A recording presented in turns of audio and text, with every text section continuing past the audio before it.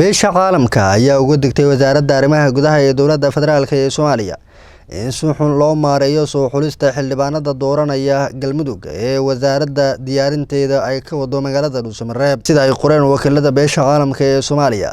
Saraakiil ka tirsan wasaaradda iyo xildhibaano ka tirsan golaha shacabka ayaa waxa ay iyagu horey u xaqiijiyeen in xubno ka tirsan beesha caalamka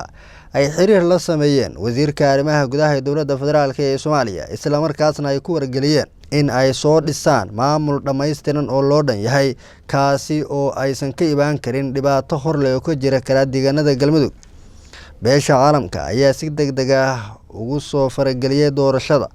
marka la shaaciyay liiska odayaasha waxayna ka digtay beesha caalamku in Dhuusamareeb ay ka dhacdo doorasho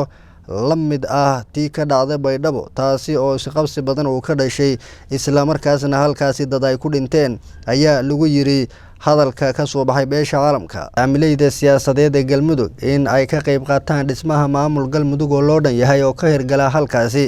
iyadoona beesha caalamku ay bogaadisay dadaalada kala duwan ee dowladdu ay ku bixinayso doorashada soo xulista xildhibaanada guddoonka baarlamaanka madaxweynaha iyo ku-xigeenkiisa oo ka dhacaysa magaalada Dhuusamareeb ayaa xubnaha beesha caalamka sidoo kale la filayaa inay goobjoog ka noqdaan heshiis cusub oo la filayo in ay wada saxiixdaan ahlu sunna iyo dowladda dhexe kaasi oo loo ogolaanayo heshiiska ay kaga qayb noqonayaan dhismaha galmudug. Maxamed Cabduqaadir Silva, Galmudug TV.